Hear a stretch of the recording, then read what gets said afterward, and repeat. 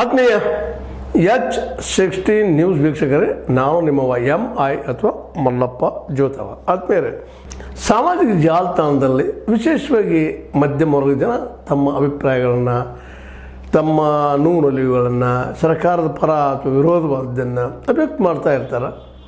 ಅಂಥದ್ರಲ್ಲೊಬ್ಬರು ರೋಹಿತ್ ಸಿಂಹ ಅಂತೇಳಿ ಇಂಜಿನಿಯರ್ ಅವರು ತಮ್ಮ ಎಕ್ಸ್ನಲ್ಲಿ ಬರ್ಕೊಂಡಿದ್ದಾರೆ. ಏನು ಬರ್ಕೊಂಡಿದ್ದಾರೆ ಅಂದ್ರೆ, ಈ ಮೋದಿಯವರ 11 ವರ್ಷಗಳ ಆಡಳಿತದಲ್ಲಿ ಒಂದಿಷ್ಟು ಟಿಪ್ಪಣಿ ಮಾಡಿದ್ದಾರೆ. ಅದನ್ನು ಸ್ವಲ್ಪ ಇವತ್ತು ಚರ್ಚೆ ಮಾಡಬೇಕಂತ ಅನಿಸ್ತು. ಯಾಕೋ ಒಳ್ಳೇದು ಅನಿಸ್ತು ನನಗೆ. ಅವ್ರ ಅಭಿಪ್ರಾಯ ಇದೆ, ಜೊತೆಗೆ ಭಾಳಷ್ಟು ಜನರ ಅಭಿಪ್ರಾಯ ಇದೇ ರೀತಿ ಅದ.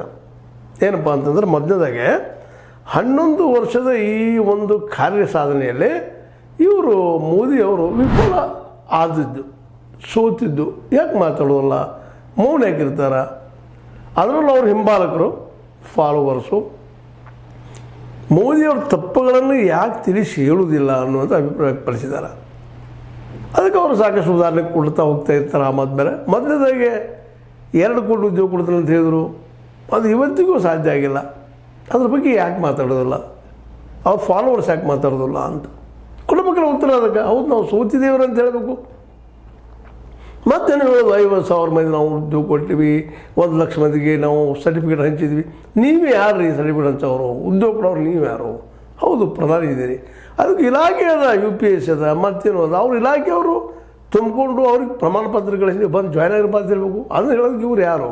ಇವತ್ತು ಹೊಸ ಸ್ಟೈಲ್ ಶುರುವಾಗಿದೆ ಮೋದಿಯವರಿಂದಾಗೆ. 1,50,000 ಜನರು ಕೂಡಿಸೋದು, ಏನೋ ನಿಮಗೆ ಕೊಟ್ಟಿವಿ, ನೀವು ಆದರೆ ಇಷ್ಟು ಮಂದಿ ನಾವು ಉದ್ಯೋಗ ಕೊಟ್ಟಿವಿ ಅಂತ ಹೇಳ್ಕೊಳ್ಳೋದು ಮಂದಿ ಮುಂದೆ. ಇದೆಲ್ಲ ಅಡ್ಮಿನಿಸ್ಟ್ರೇಷನ್. ಇದ್ರ ಅವಶ್ಯಕತೆಯೂ ಇಲ್ಲ, ನೀವು ಹೇಳೋ ಅವಶ್ಯಕತೆಯೂ ಇಲ್ಲ. ನೀವು ಪ್ರತಿ ವರ್ಷವೂ 2 ಕೋಟಿ ಉದ್ಯೋಗ ಕೊಟ್ಟರೆ ಅದು ಹೇಳೋ ಅವಶ್ಯಕತೆ